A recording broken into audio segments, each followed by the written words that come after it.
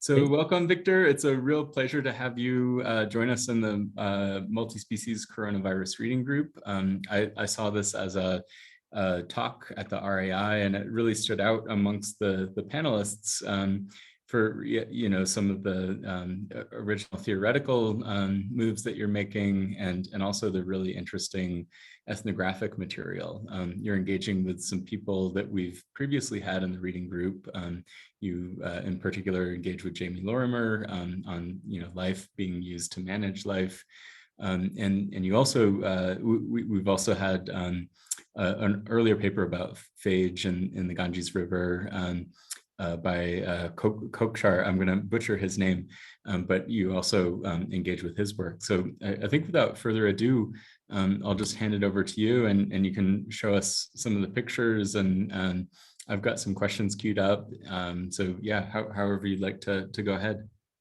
Yeah, thank you. Thank you very much for having me, for the invitation to be here. It's a pleasure. So I'll just show a little bit of what I've been doing. Can you see my screen? I'm sorry, I've already, yeah, you can see it. I'll put it on the whole screen. So good. So this is the paper I presented at the RAI.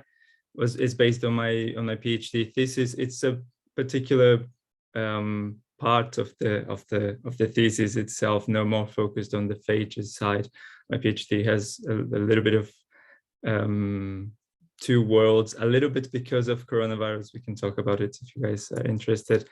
But interesting in relation to microbes and in relation to, I guess, viruses more in particular, I have been working with antibiotic resistance, and in particular phages, and as an alternative kind of treatment therapy for antibiotic resistance, and research that has been done in the waters of the river Ganges. And then the interesting bits on the Ganges, just to give a quick introduction, well, the Ganges is famously in India a goddess, the mother, Ganga Mata, Ganga Ma, and she has, it's a very pure water, very pure substance. The water itself is the goddess, and the water itself is pure and curative. It has these healing properties that are quite interesting when you think about in relation to this idea of the phages being taken out of the water. And I think, as you might have read in the paper as well, there's also a historical connection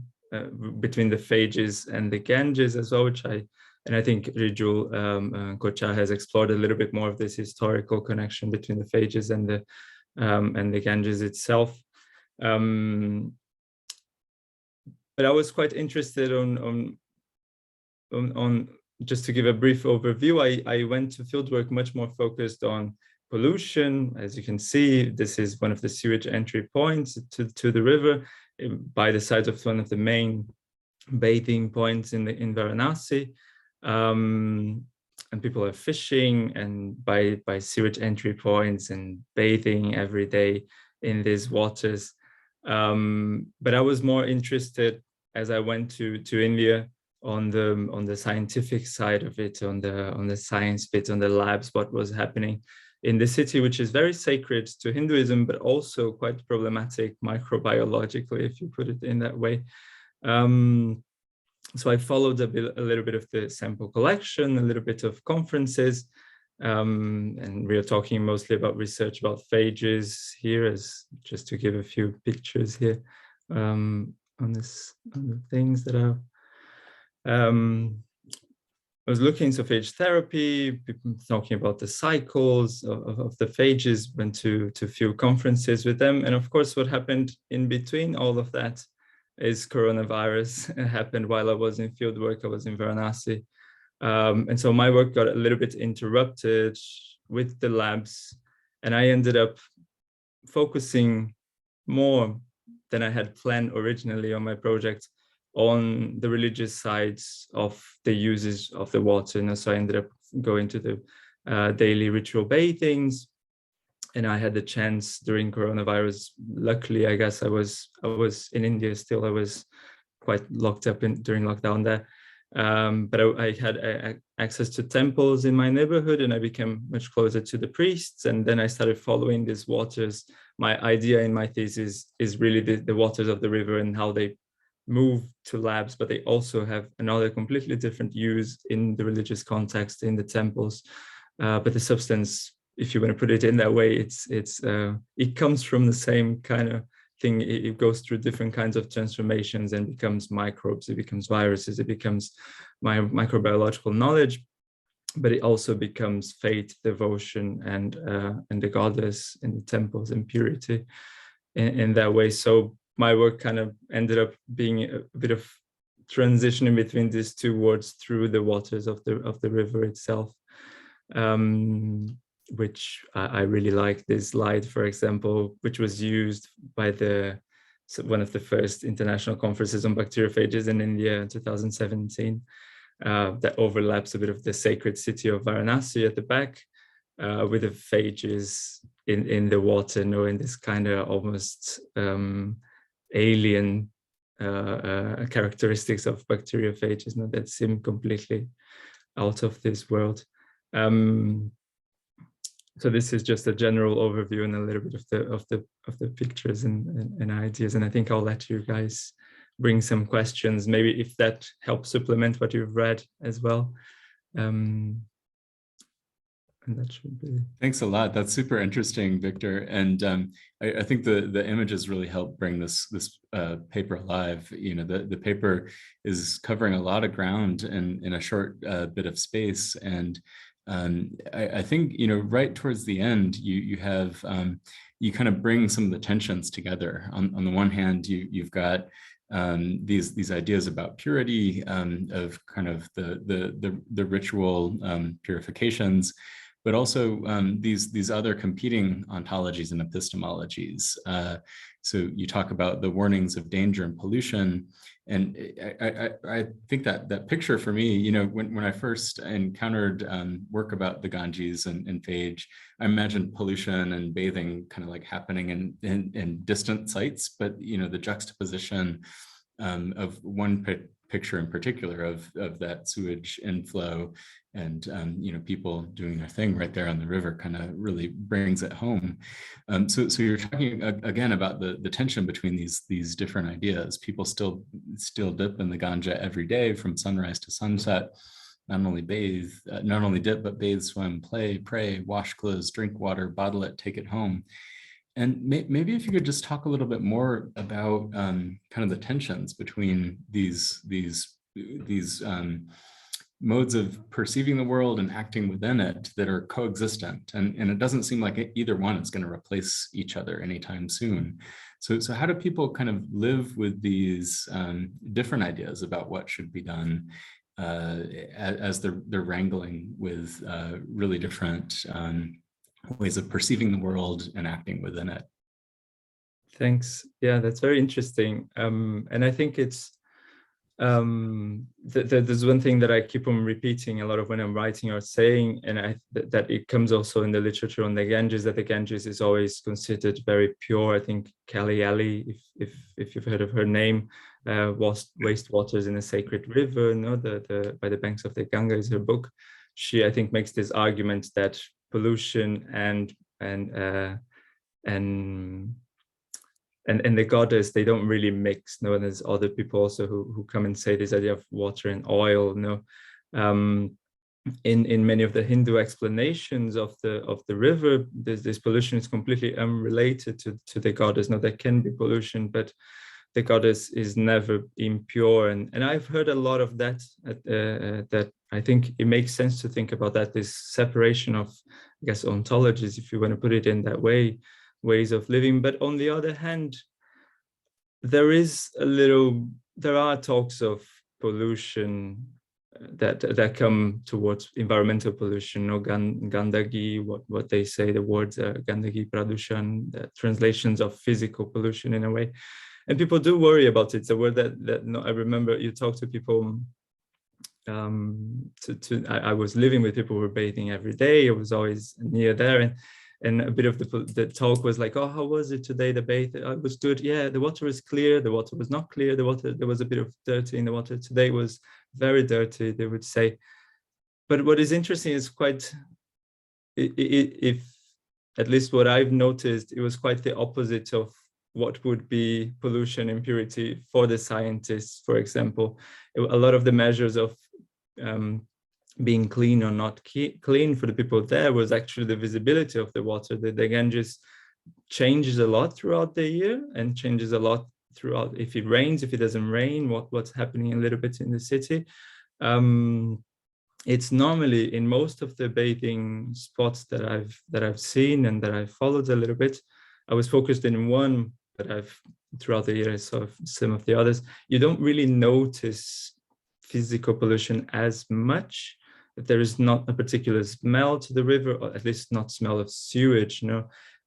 When we were close, where I took the pictures that you've seen from the entries, then you smell the sewage coming, the raw sewage coming into the river. But in the river, it still is quite a large river, so you don't notice it coming as much.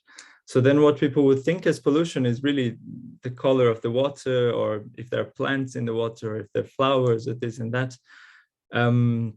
And for example, in the monsoons, the river increases, I think 5 meters, it raises, it becomes a sea, but it becomes very muddy, it becomes very dark brown.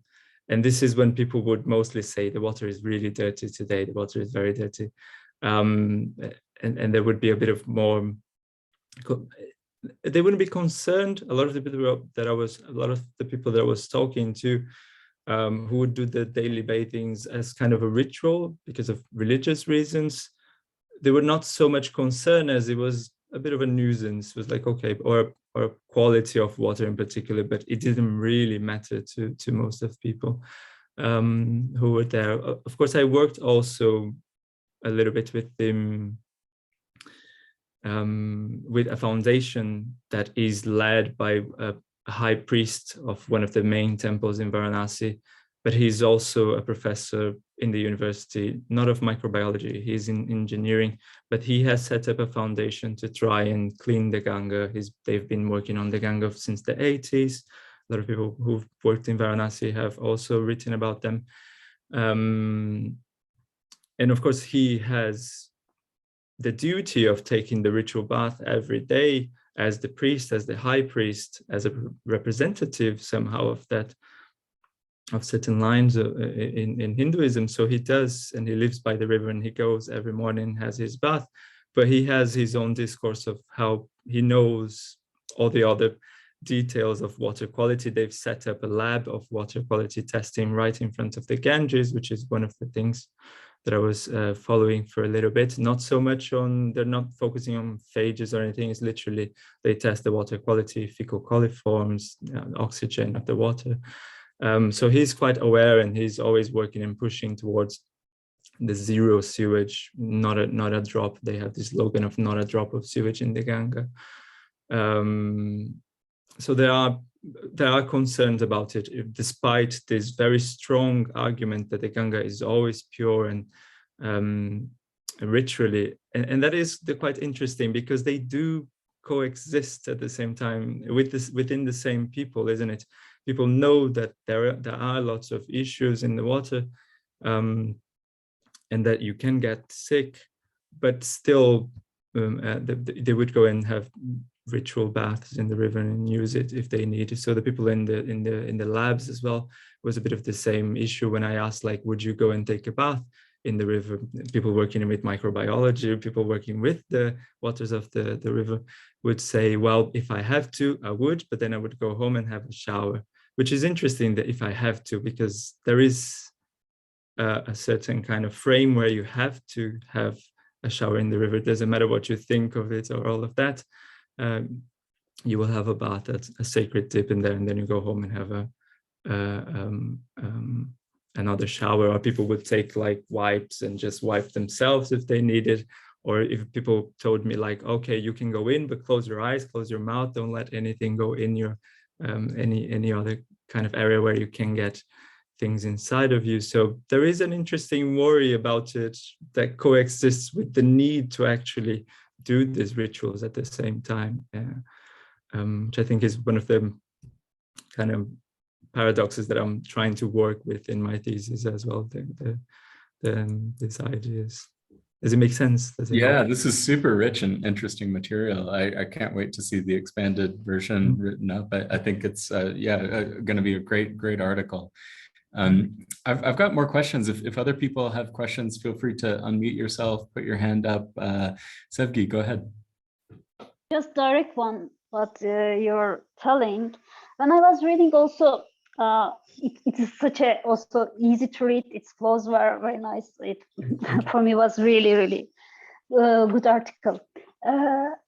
You linked it nicely also the question of capitalism, and so I was wondering, were there historically any resistance movement? I mean, the grass movement that came from the religious communities that would be nice to somehow link, how to somehow for the future imagination as well, how to protect it. Were there? I would like to hear about this part of this historical part of it. Yeah, you mean if they were in relation to the Ganges itself? Yeah, protect it. I mean, from the sewage and the other. From the sewage, yeah.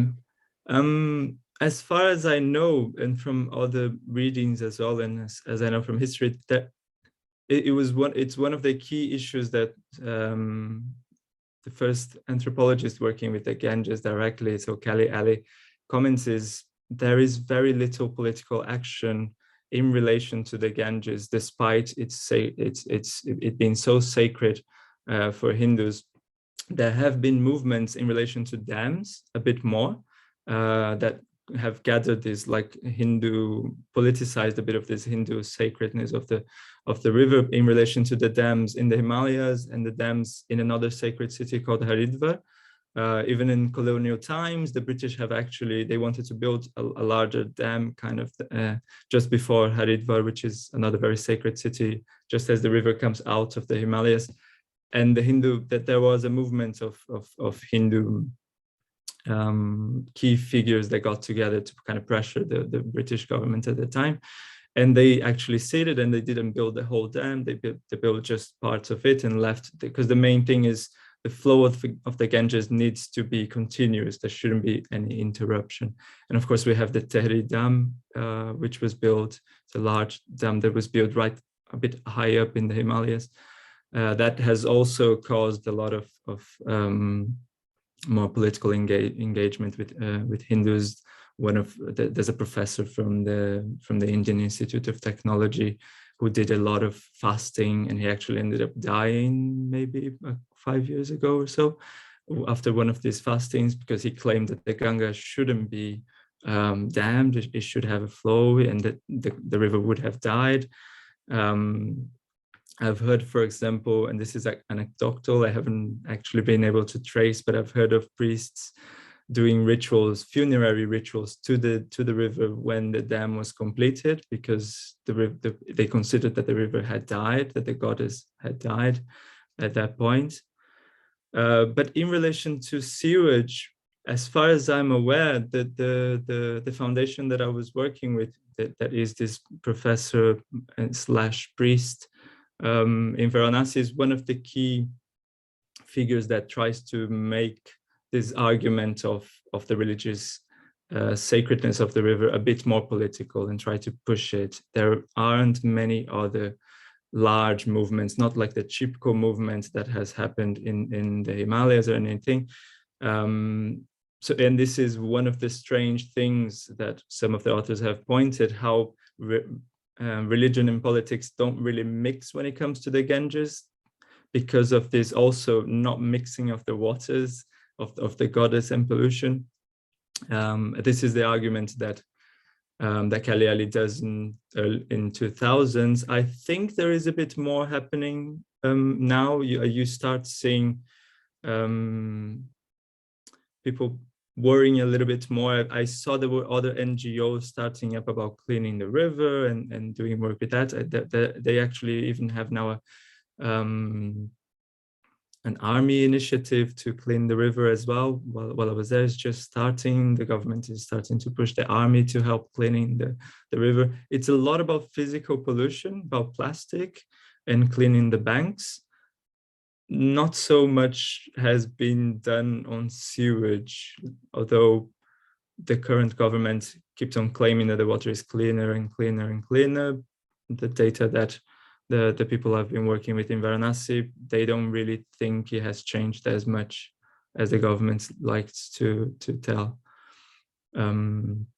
so far. But yeah, this is one of the issues really in the river as well. Thank you. So I think Amina had your hand up earlier, and then Daniel, you had a hand up too. Yeah, thank you, Victor. Both the things that you've presented have been so helpful to me in thinking, and it's really exciting to see you bringing these things together. And thanks for sharing the images as well. So I've been doing in some ways a similar project, working with different traditions of Christianity here in the US and then a little bit abroad. Was not initially thinking in terms of COVID, but have been pressed in that direction. And it's one of the things that we're speaking about just now about this oil and water relationship of pollution and the gods had me thinking about one of the dichotomies or mysteries I keep seeing lived out during the pandemic. So in different places in Greece, maybe also on the island of Cyprus, early on in the pandemic, but even like 10 months in, there were bishops and archbishops in the Orthodox Church who were continuing to use the common Eucharistic spoon during their Eucharistic feast. And the explanation was this insistent that Jesus, who is, divine in their perspective, and a microbe, which in their mind is evil or polluted, can't exist in the same place. And so essentially this isn't a problem, because to acknowledge it would be to scramble the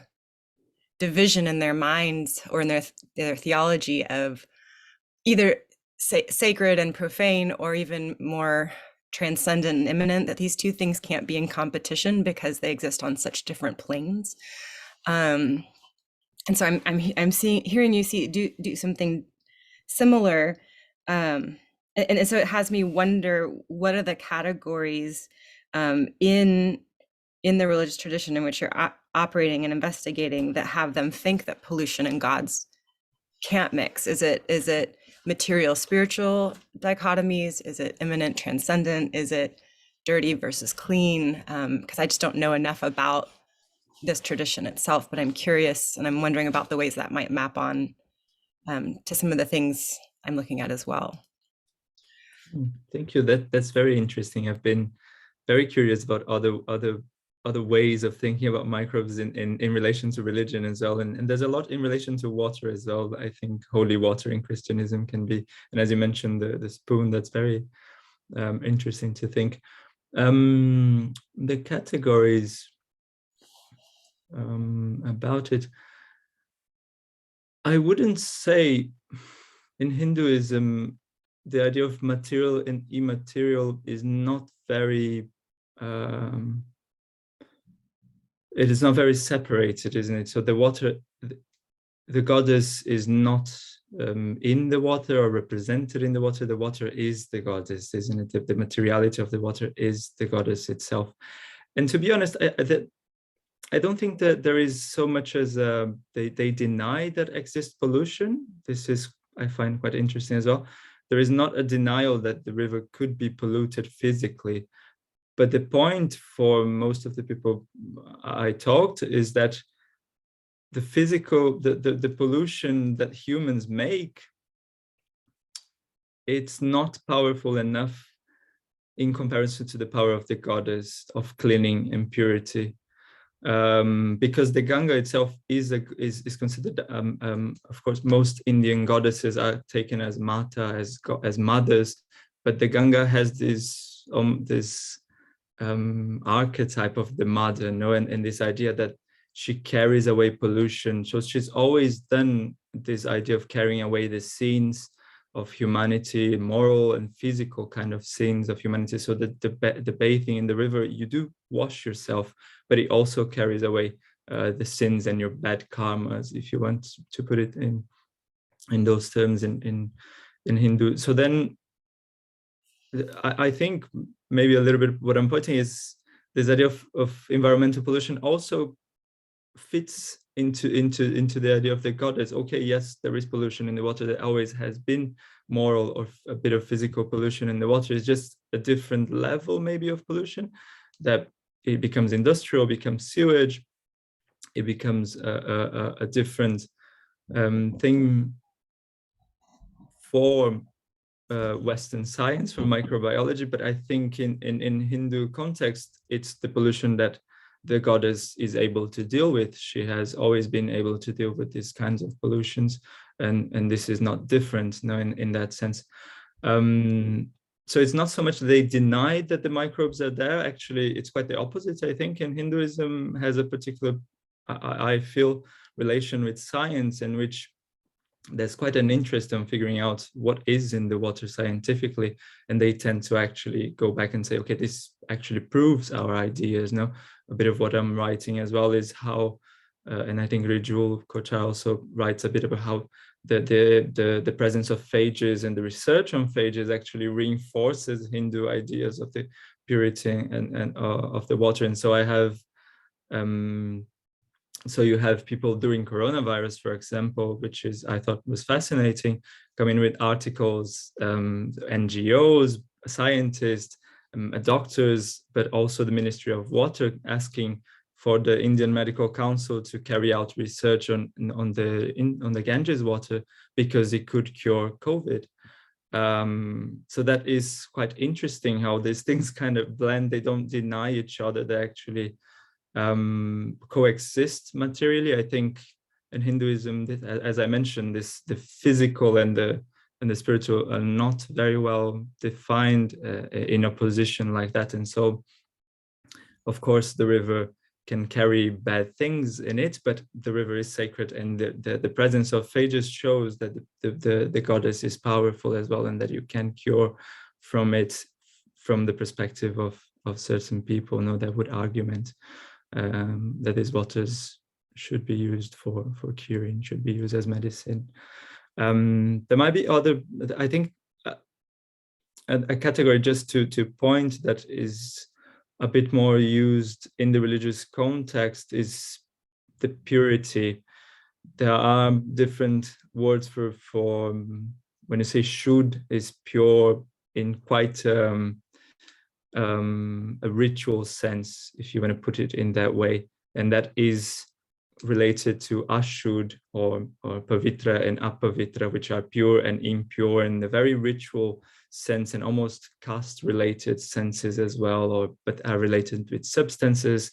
Depending on your caste, you can touch certain things or not other things, and depending who you interact with. And then, so the water is always shud, is always pure, but it can be ganda, it can be dirty in the more colloquial way, which people, whenever people are ganda, is just you're dirty on your clothes or in your body, but you're not ashud, you're not impure ritually. Although these things can overlap sometimes, but not always. No, so there, I think the separation in the water tends to be a little bit more about this ritual purity of the water, and this other more, I would say, a bit less related to the ritual elements of the water that don't really interfere with the rituals. So if there is a bit of mud, or if there is a bit of this or that, it doesn't make the water less shud, less pure. It will make it ganda, it will make it slightly dirty, but not impure in that sense. Does it help? Yeah. More or less the categories you were looking for.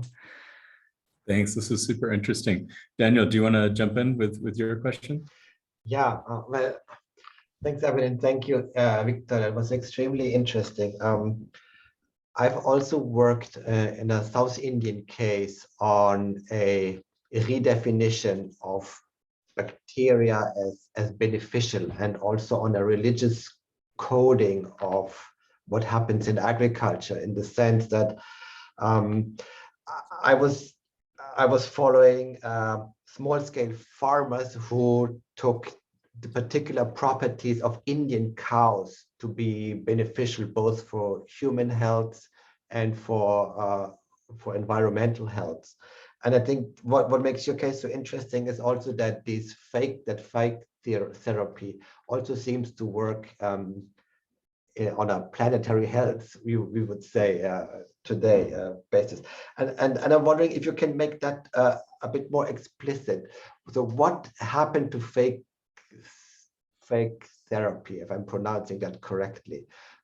Is it really a local phenomenon? Has it traveled beyond India? How has it served quite explicitly in this process of scientification of Hinduism, that I observe across India this obsession, especially among conservative Hindus, that they want to find the solution for all the evils of the world in India, and preferably in Vedic India.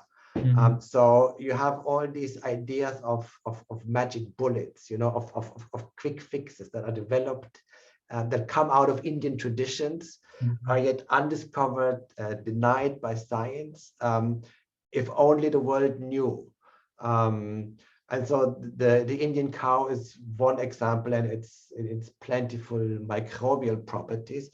I'm wondering if with phage therapy you have similar tendencies. Appropriation from the Hindu rite, but also really investing lots of hope into it.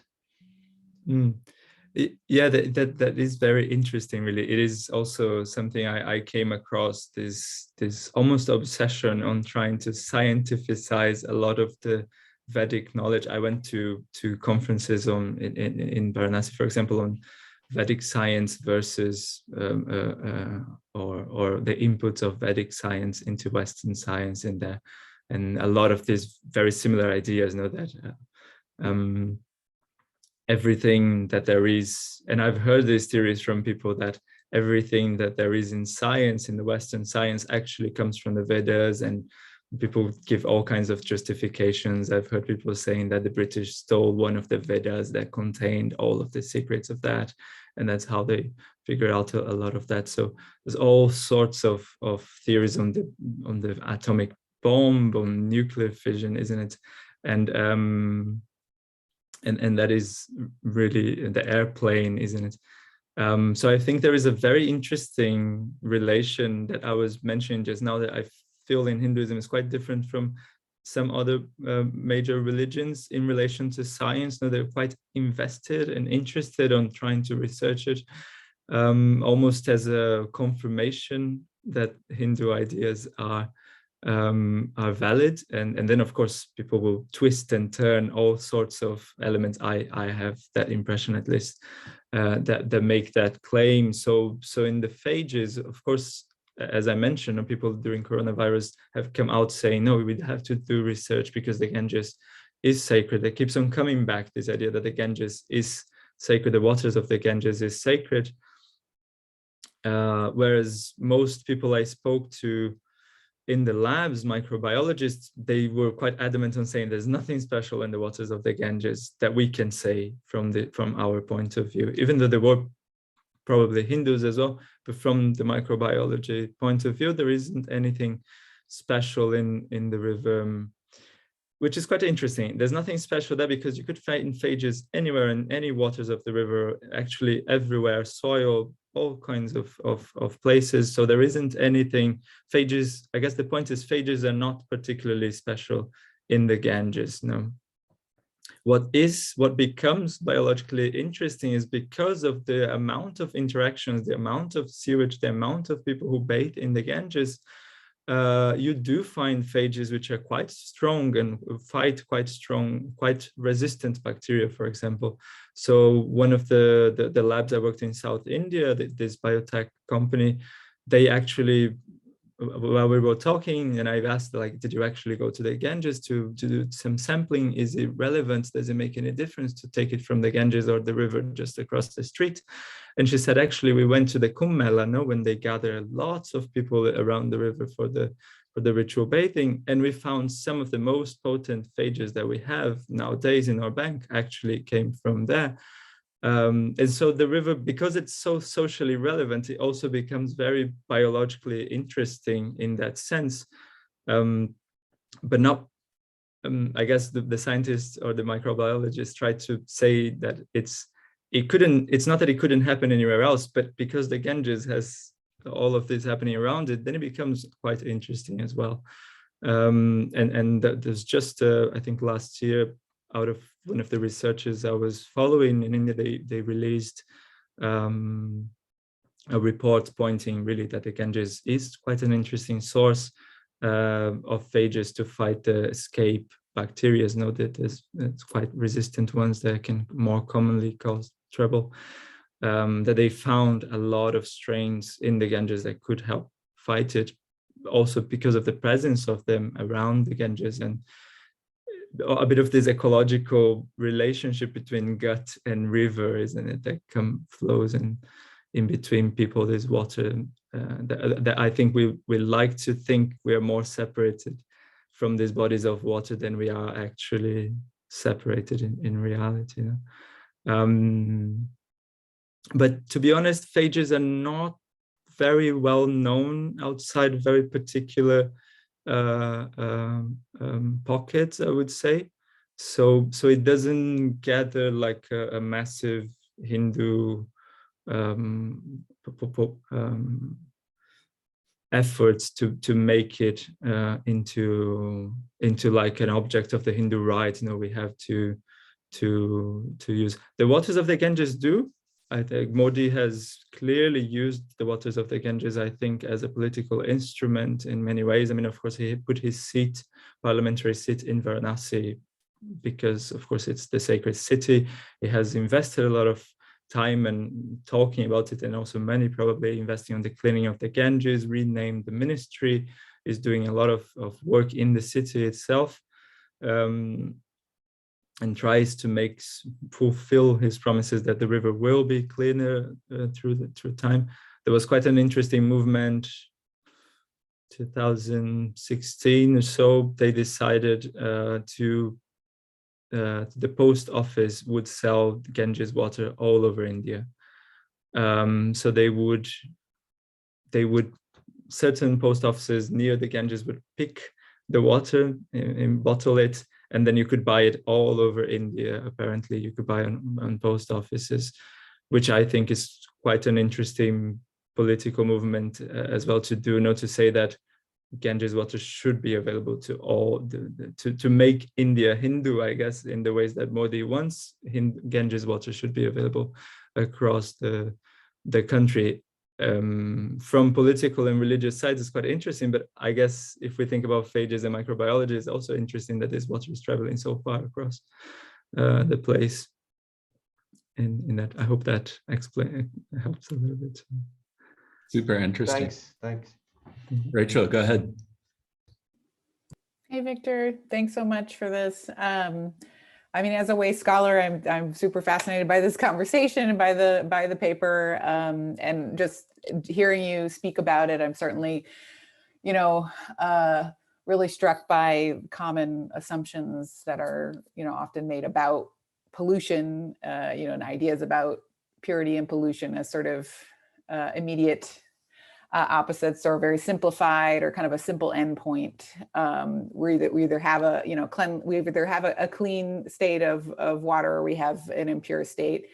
And the matter of pollution, I'm really struck by hearing you speak about this, and kind of the ways in which people are coming to talk about and imagine the very matter of pollution, and how that gets defined or redefined and debated. That this is a lot more complex. The tendency, of course, is to sort of move to ban pollution writ large, and sort of these large and these sort of broad definitions. So this is really complex, and I'm really enjoying the experience. I'm wondering, though, if you could tell us a little bit more about your application of Jamie's work in terms of phages, and maybe I would love to hear you say a bit more about the question of scale, you know, and kind of biotechnological interests in scaling up phages. And you have this kind of interesting dynamic here with phage being, I mean, as we've learned from Forrest, and as you know, and as Eben has talked about in other sessions with other scholars who've joined us, you know, there's so much that we don't know about the world of phage yet, and yet they're the most. What's Forrest said in the past, Eben, about phage being the most populous? Winners of the game of life, and also that like biodiversity on planet Earth is viral diversity, that phage are everywhere. So I mean, there's it's so interesting when you start writing as you do about the sort of questions or problems of scale, and so I just wonder if you could say a little bit more about that last segment of the paper with regard to scaling up or scaling down with phage and Jamie's concept of using life to manage life. Yeah, thank you. Yeah, I guess this idea of using life to manage life it just fitted so well with this. When you think about antibiotics and phages in opposition, it becomes very clear the kind of divisions that he is doing, the kind of movement that he's doing, that Lorimer is doing on the in between this antibiotic and this kind of more probiotic, using life to manage life. That is, of course, if we consider viruses as lives, which is a whole other discussion in itself that we can think, and that I think it can be a little bit related to this question of scale as well. The question of what do we consider viruses to be? As I think some of the work, I think Charlotte Breves, is it how you say her name, has also mentioned about his difficulties in legislation on what happens with viruses. They're a drug, but they're actually a species, and so you can't patent them, but they're considered a drug, and so you have to kind of navigate a regulation that is made for chemicals with something that is not really a chemical, but that it's also considered a drug because I guess it's not considered in other ways. So I think these questions are related with them, but of course, the question of scale is very interesting in so many ways in phages because, of course, they're quite narrow spectrum, most phages. So then it becomes quite difficult to actually, as I mentioned, and I think there's other people who write much better about this than I know and than I do, but it becomes much more difficult to actually create this very industrial production and scale it up in that sense with phages.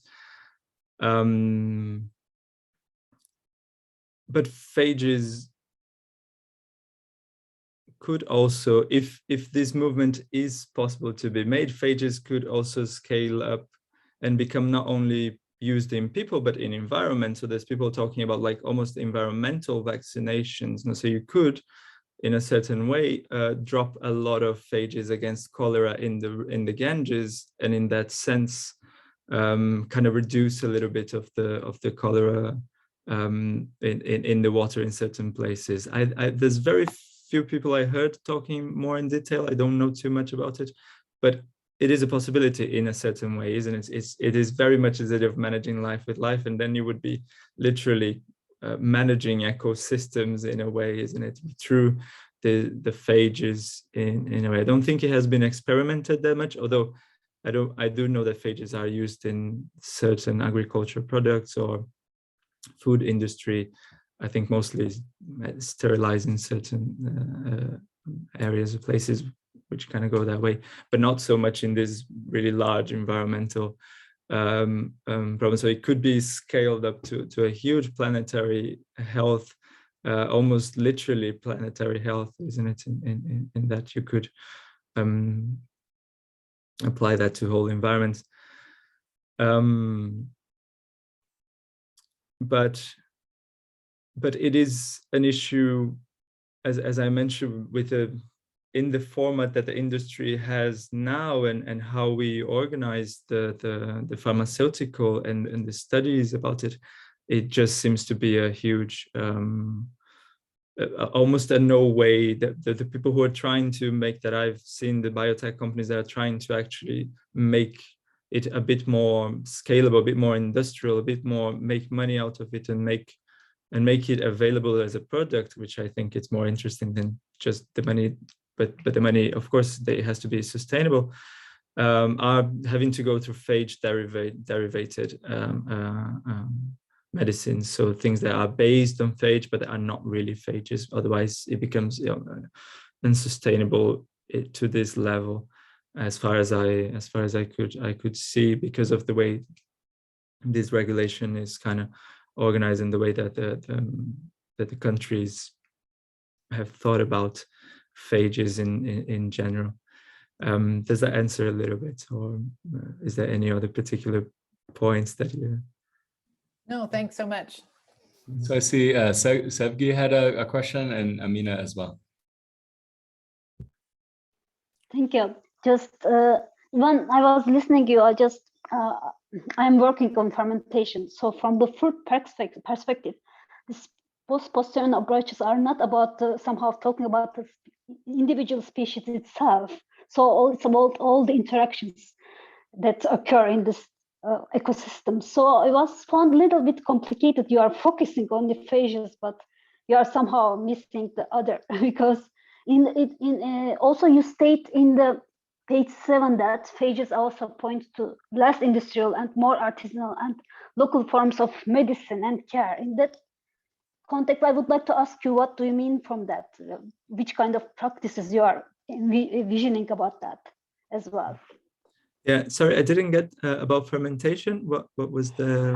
I mean, just for me, it was a little bit strange to see. You are talking about the phages itself, or you. I mean, without somehow because the scientific implications or pharmaceutical implications use their as separate species. But from the post-posterior understanding, for me, they came along with all their ecosystem. When we are going to use them in food or care, they came along, not just as phages, they came all along all interactions. That's just I wanted to point out. And did you get my second one, the second question? Yeah, I think what I meant, or what I'm pointing, is that because of how these relations happen, because of this, I guess, specificity of phages, something on a bigger scale would have to have a very different shape from the current way that we make medicine, that we think about pharmaceuticals. That's what I think I was mentioning. No, it's not so much about getting amoxicillin and producing it widespread and just selling it to everyone on the counter.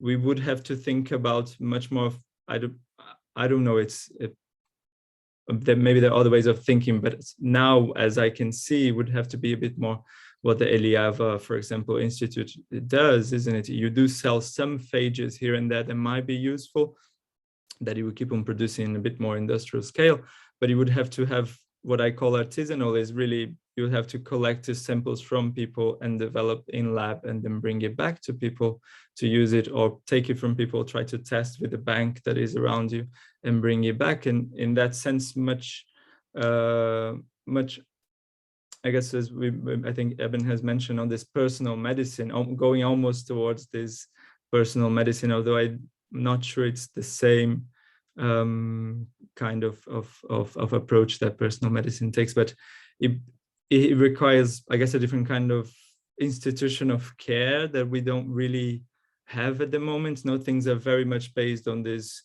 You have a problem, this is the solution. You do talk to the doctors, there is one diagnosis, one solution. You take these antibiotics that kill everything, and they solve the issue. It's quite industrial. That, I think, is the point that I'm mentioning. A lot of the health systems and the health the medical systems and the pharmaceutical way of producing are really industrial generally, and phages, as I can understand this, as far as I've read from other, won't really fit this system. It will need to be something a bit different to go along with that, which is what happens, isn't it? People who actually have infections, who are chronic, who are not acute, and they can have the luxury of traveling to Georgia or traveling to a country where it's accepted, then they'll go and they'll do this kind of treatments there. But to make it available across, you would actually have to reshape a bit of this industrial scale managing. That's what I meant. It doesn't make sense, more or less, what I'm saying. So Mina has a related question in the chat. I might, before she jumps in, add one of my own questions, which is, in a certain sense, the microbiologist's worldview is failing in this situation. These daily encounters with the river water are taking place, and the sky hasn't fallen, or, you know, presumably people do get occasionally sick, but you know, the world hasn't totally ended. So I guess my question is, does the phage become kind of the way that worldview is salvaged, or are there other reasons that people mobilize for thinking about why, you know, microbiology doesn't kind of account for these encounters? Amina, do you want to jump in with your question too? We've got like 5 more minutes. Sure. Although I'm gonna renege on the question there, but just going to the larger scope of the argument of your paper, you begin by talking about the ways that cultural and biological diversity are vulnerable or being diminished in the wake of these more capitalist industrial ways of being, but also kind of ways of approaching medicine and health. And I'm wondering if, and then towards the end, you kind of hold up this, I'm wondering if you would call it hopeful or curious interaction that seems to support the possibilities of, if not indicting these medical, these antibiotic ways of being, at least offers an alternative, right? That we discover in this interplay between the river and microbiology and religious cultural practices. But I'm wondering if you see any counter movements in the sense, and I ask this from my perspective of my research, where I'm watching the ways that the antibacterial regime has influenced Christian religious ways of thinking and being ethically, such that large swaths, I would say, of kind of religion on the ground in the US, Christian religion on the ground, is antibacterial, is antibiotic in nature, such that it's actually resisting being able to think about whether it's probiotic ways of living healthfully and treating illness, or even phage, which I'm a little bit more confused about which slot it fits into. But are you seeing any aspects of modern on the ground Hindu religion being influenced directly by antibiotic ways of being that are then interacting or interfering in interesting ways with the river's own witness of being more probiotic or at least unwilling to be categorized in those ways? It's interesting. It's an interesting question. I guess I would say that this recent movement, or not so recent anymore, right-wing Hinduism is something that could be, I guess, put within the categories of this antibiotic modernity in a way, isn't it? India for the Hindus, trying to kind of clear out movement. I mean, Modi is clearly trying to, I mean, they've just ruled that the construction of the Ram temple back on where they had destructed the Babri Masjid. I don't know if you guys are very, you know much about the literature, but this mosque that was there was destroyed in the 90s because there was a Ram temple underneath. Supposedly, there would be originally a Ram temple, and then now the court has just, the High Supreme Court of India has just judged that they will build a temple on top of it again, and so completely ruled out the Muslim rules, the Muslim right to the land as well, to any kind of compensation. I mean, they have a smaller compensation there. So I think these movements, there are these antibiotic in the way that I'm using, and I think I'm taking a bit from Lorimer in that sense, larger idea of clearing out all of all other kinds of diversity and to apply one kind of Hindu India. So India has, I think Hinduism has becoming trying to become a bit more of a centralized religion in certain ways. They've been trying to make it into something that, I mean, if we can talk about Hinduism, but if we go into the actual details, there isn't anything to be called Hinduism as such. Religion is very different practices, and you can see that in the river itself, and maybe that kind of answers a little bit. People practice it so different in the river or around the river or with the river. It was very difficult for me to figure out what you're supposed to do or what is it that's actually happening, because you talk to someone and say, oh, I do this kind of thing here and here and there, and then I do this kind of thing here, and then some people tell you, oh, everyone does just whatever they want in the river. Like, there are certain formulas, but really some people are actually praying for the river, some people are actually praying for ancestors, some people are using the river as a method to connect to Shiva or to something else, other ways of thinking about it. And of course, the river is not just used by Hindus, there is the whole population around it, and there is quite a reasonable amount of Muslims in the city that also have a relation with the river, not as much as a goddess, but it's very important for this population as well. And it attracts people from all sorts of places across India for pilgrimage, but also tourists internationally. The Ganges becomes really this melting pot. I'm not sure the probiotic elements that the river could be pointing is really that the river really accepts, and you can see that everything does happen in the river. There isn't, I think, is one of the things I thought was quite interesting. India can be quite separated in questions of caste, only this area or that area, and that might map out a little bit in the river, but in general, the river really accepts everyone. It doesn't matter really what's your religion, what's your caste or anything. Everyone has access to the river, which is quite a strange thing in a country where the temples you can't go into, the areas you can't go into. And so it is very accessible in that sense. And I think it goes against this very antibiotic version of the world.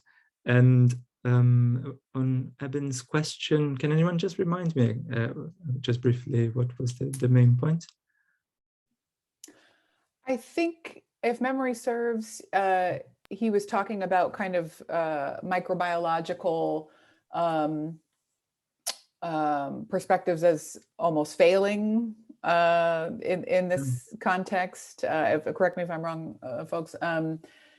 And was suggesting that, this idea that that people are still making use of this river context regularly, and in spite of all of the sort of the antibiotic framings that the world, the sky hasn't fallen. I think as I guess one of the things that kept on coming as well when I was talking to the microbiologists, but also people working with a bit more on ecology in the river and trying to understand the ecology of the river, was that scientifically, if you put the numbers and if you make the correlations, you would have a much higher number of people sick in the area than it actually seems to happen. And of course, the whole difficulty of mapping out what is the ecosystem of a river that's constantly changing and flowing. If you collect it today and you collect it tomorrow, is the river one thing that you can measure like that? Becomes quite difficult in that way. So what I have noticed really is that there is this huge, I don't want to sound like there's the polemic of the pollution of the Ganges. It is real. There is a lot of sewage, and I think it needs attention to it. But when you go and you talk to people and you notice, and you, it's a very difficult thing to track as well, I think. But what you could see talking to people, when you say, even people who admit, yeah, the river is quite dirty, I don't take, because there are people who would say, river is quite dirty, I used to take a bath, I don't do it anymore because I think it's just too bad. And then you say, oh, do you know anyone who got sick? Most of the people who I talk to by the river, who live there by the river, will say, actually, I don't know anyone who got sick directly from that.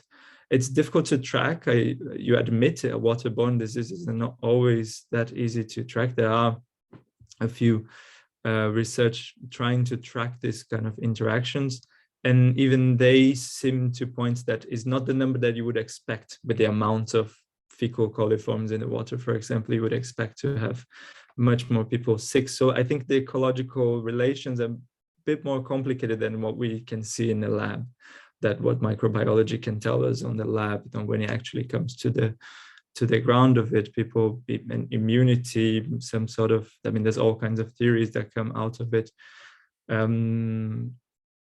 but is not as the number. So certain, I would agree that the microbiologist view of that phenomena is a bit failing, because yeah, people are not really dropping dead of typhoid by the sides of the river, as you would imagine is the case. And so there is quite a lively life by the river, and it's something I had to come also to grips myself during the ethnographic research, is that you arrive and you expect this very polluted river in this very difficult situation.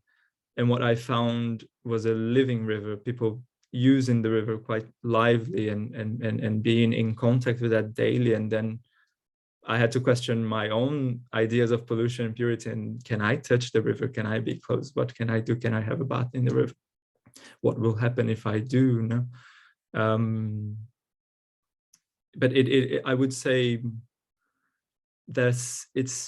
which is an area I think very interesting, this microbiology put in the ecological perspective, what you can do in labs. And this is the very difficulty of microbes, I think, isn't it, that you have to study them in labs. It's really difficult to actually interact and see what's happening in an ecosystem, and that changes everything. I would say that becomes really complicated to think about these relationships in a larger environmental